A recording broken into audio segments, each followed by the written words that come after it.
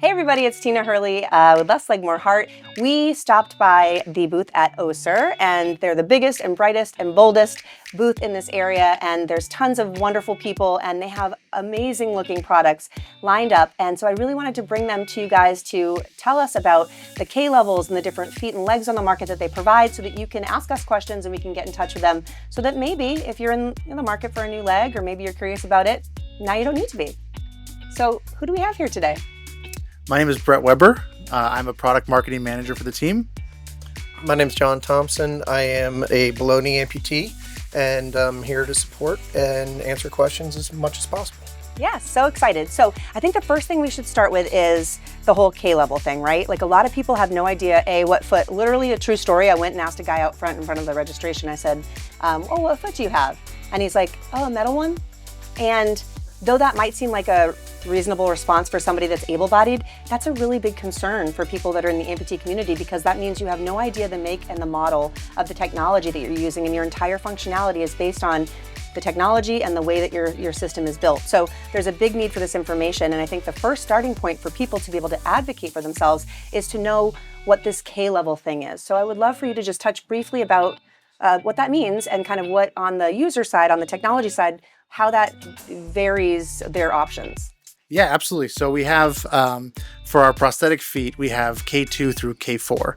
And what that means is K2 is for that lower active patient, one that's just trying to kind of get up, walk around, move out through the day.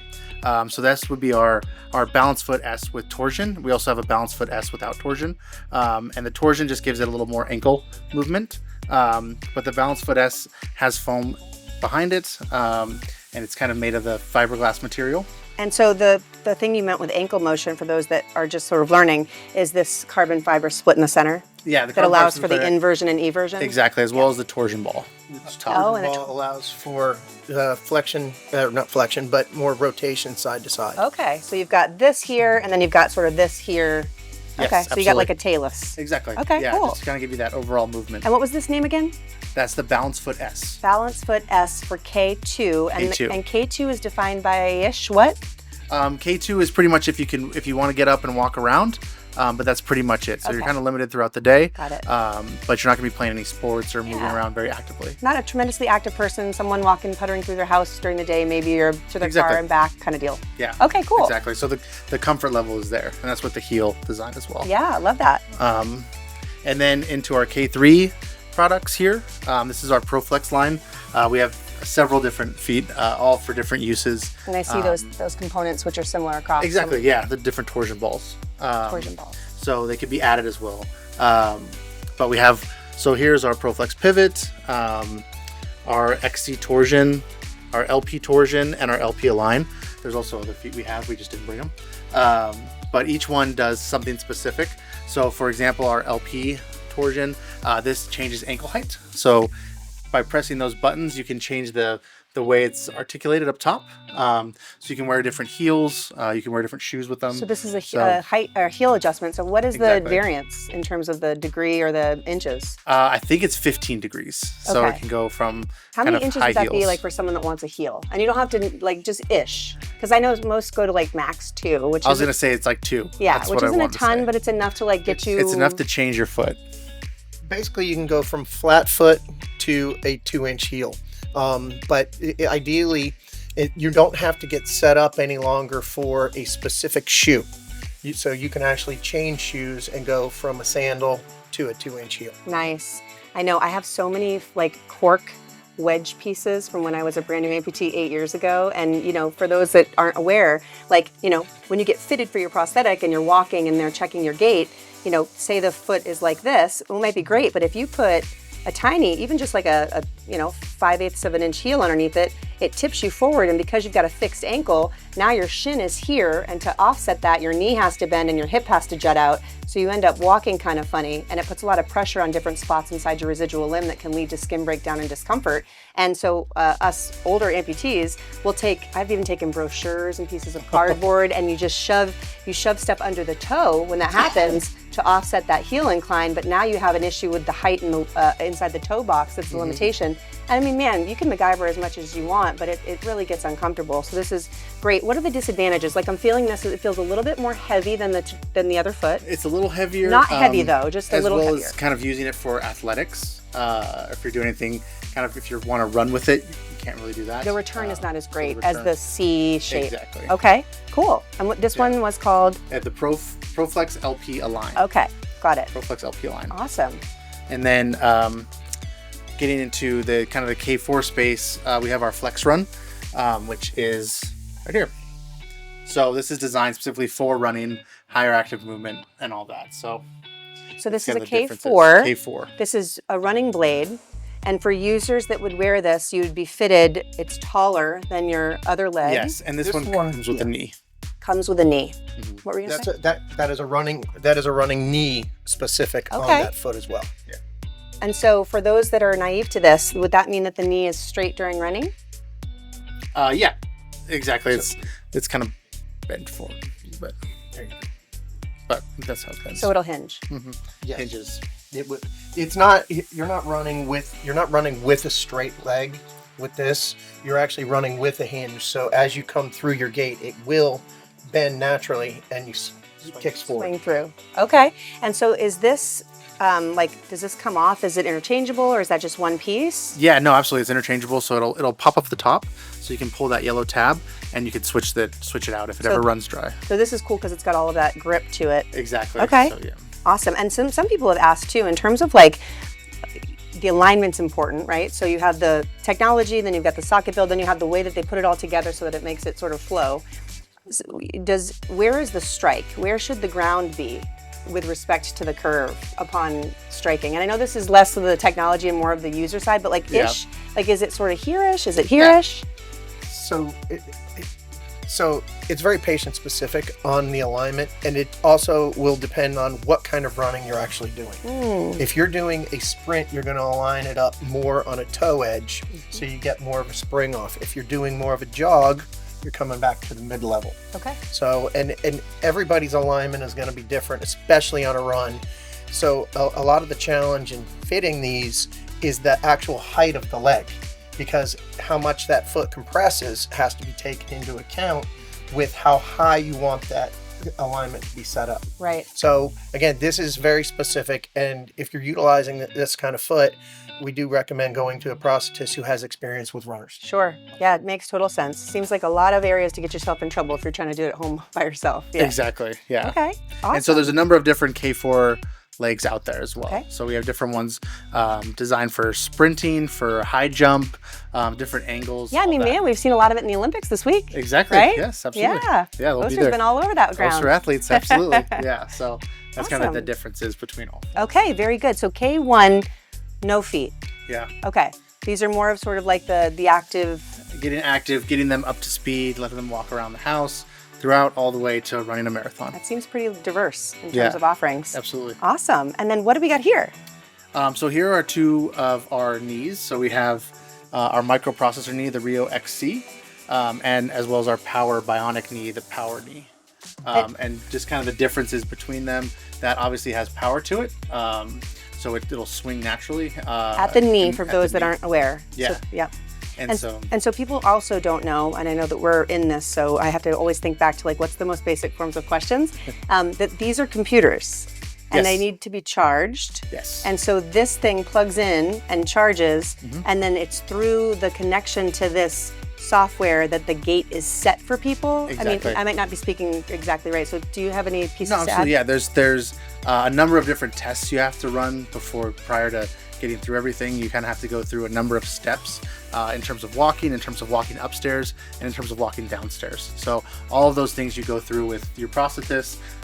Probably someone from Össur as well will be there to kind of help fix the settings and align you properly so you can get through kind of those motions.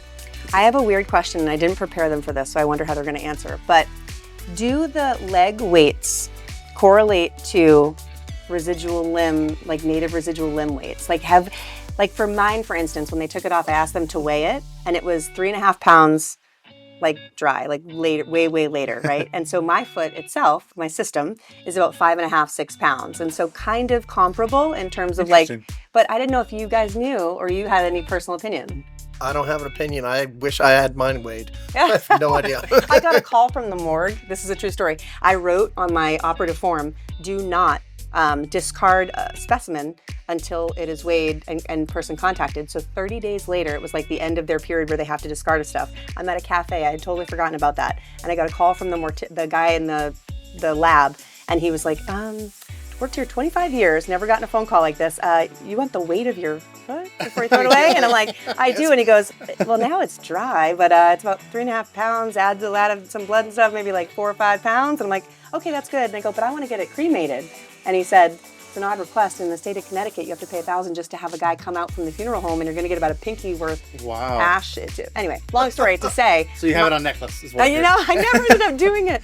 But the point was that I'm comparable, but I imagine for some of the above the knee amputees, because there is weight with all the extra technology, I just didn't know how that would work. But we're going to ask more amputees, and we're going to find out for you guys. Absolutely, yeah. And if you feel this one without the power on, it's obviously very heavy, but with that power in there, it becomes that like kinetic a energy kind of just flows. The energy flows and pushes it forward, so it's kind of resetting. Now you guys have a lot of like liners and stuff like that too, right? Like, so I'm wearing, and I had popped my leg off for this, but this is a new this is the Seal In Ice Cross, right? Ice Ross. And I love it. People are mixed. They either love it or it doesn't work for them for some reason. But I'm a huge fan because my range of motion at my knee is incredible without a sleeve over the top. Like, really incredible. And the distal suction that I'm getting is amazing. So what? How many feet in total do you have in your fleet? How many liners in total do you have in your fleet? And can you speak to liners at all? Oh my goodness. So I'm the product manager for liners as well. I know we have at least 15 different ones, and each one serves a different purpose. So that's kind of a big thing. What could be some of the reasons or purposes? Just so like, is like sweat management one? Is like sweat management. There's different degrees that you like to have when you feel it. The tension, the amount of kind of benefits you get from walking, and just that overall feel of moving your kind of tibia down. There's transfemoral, there's transtibial, so for BKs and AKs, there's a number of differences. Right, okay. And how many feet you think in the product line? Oh gosh. Ish. 20 probably throughout. Wow. Yeah. Wow. And this is one really amazing, great manufacturer, and there's several. So it really is like car sales, where like you're going to get a car, you gotta really spend some time, and I think the primary reason that we had wanted to have this conversation too is that like how heartbreaking it is that patients, us amputees, we have no clue that there are so many options available, and that if we just come to a prosthetist with our set of problems or the goals that we're looking to achieve, we really should have a nice collaborative conversation that includes all of these different pieces. And so as a manufacturing line, you know, what is the easiest way for amputees to assure that they're given the options that they need, or how can they best advocate? Is it through getting a catalog? Is it by calling a rep to the office? Like, what would be your advice? So our honest advice from a patient's perspective, if your prosthetist is not giving you choices, at some point you need to have a conversation with that clinician, because there is the right foot for the right patient. And if you're not getting fully interviewed by your prosthetist about exactly why you're looking for a new foot and what activities you're doing, you really need to set the expectation that you are knowledgeable. And the best part about these feet, they all come with a trial period. You are not wrapped into this foot.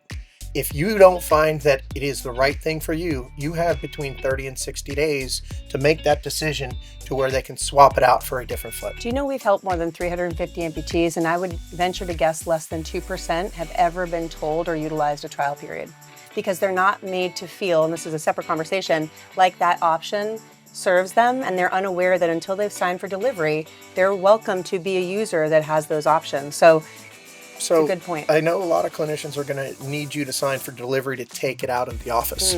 You do have that trial period on the foot, not the prosthesis itself. Okay. So it is in the hardware of the foot itself. Piece, yeah. Yes. Yeah, but really good option. Make sure that you try some feet. How do you know it works unless you've walked in it? Exactly, and make sure you look up online. There's a lot of videos, a lot of different things that you can go and see, and kind of come to the prosthetist with answers of what you want to see. And he may say, no, you don't want that because of this. You may want to look into this one. But at the end of the day, you're getting your options. Yeah, and what is the best way for folks to follow along with all the great work that Össur's doing and all the new technology that's coming out? Number one is our website, ossur.com. Go through, look at that up. We have an Instagram page and all that fun stuff. The normal so stuff, the Facebook, website and the website. socials. Yep, exactly. That's kind of the best way to follow us and make sure you're up to date and aware of everything that we do. Well, I'm really grateful for you guys for sharing your information, and I'm so happy that you guys are part of this conference. It's really going a long way to help people really recognize their choices and live the best life that they can in a life without limitations. Thanks for being here, guys. Thank you.